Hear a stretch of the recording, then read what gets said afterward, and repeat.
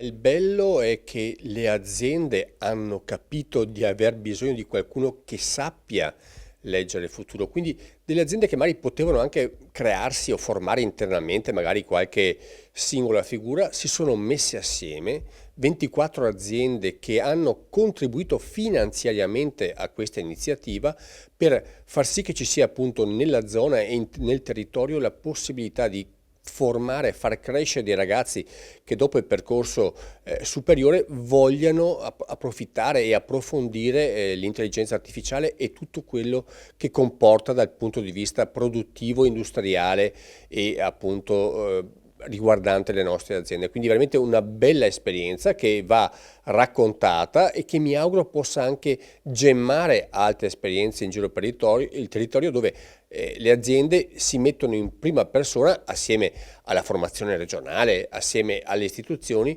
si mettono assieme per, ripeto, creare un nucleo di ragazzi che possa essere utile per il loro futuro. E una cosa importante, ai ragazzi che si avvicinano a questo, sicuramente avete fatto una scelta giusta guardando al medio e lungo periodo e alle famiglie dei ragazzi, sicuramente in questo settore queste figure che verranno formate avranno un futuro professionale interessante anche dal punto di vista economico. Le ricadute saranno sicuramente positive perché si tratta innanzitutto di una materia che non è ancora presente in provincia di Vicenza e quindi è un caso unico nella provincia di Vicenza. Le modalità sono importanti perché sono delle modalità assolutamente innovative di partenza di questo corso col contributo privato a livello italiano e soprattutto perché avendo questo laboratorio di formazione ci saranno anche delle possibili ricadute per la pubblica amministrazione oltre che per la competitività delle aziende. Confindustria è sicuramente su tutte le tematiche innovative e che ci aiutano a affrontare al meglio le sfide del futuro. Questo corso prepara dei ragazzi proprio per il tema del momento che è l'intelligenza artificiale e soprattutto il saper gestire i dati, perché l'intelligenza artificiale si può realizzare solo se abbiamo una base dati coerente e strutturata. Quindi abbiamo bisogno di figure che siano in grado di portare avanti in azienda questi progetti per fare la differenza e continuare a essere diciamo, protagonisti ancora nel futuro. Il corso ITS Digital Academy che andremo a realizzare a Valdagno ha l'obiettivo di preparare giovani nel mondo dell'intelligenza artificiale, del fenomeno che questa trasformazione sta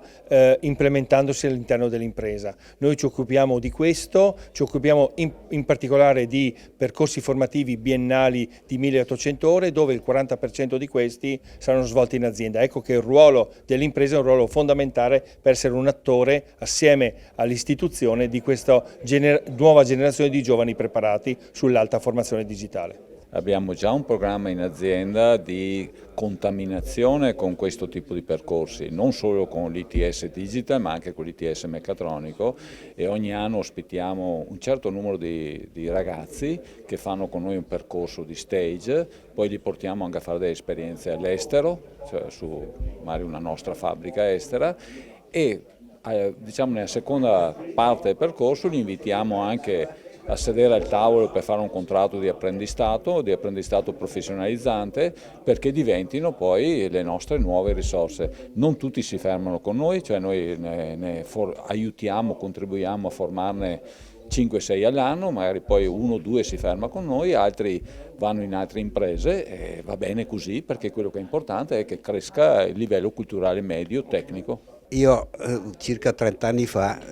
sono andato in Germania all'Università di Dresda perché avevo un problema di carattere elettrico, visto che i prodotti hanno tutti quanti una certa percentuale di elettricità che gira sul sistema. E lì ho parlato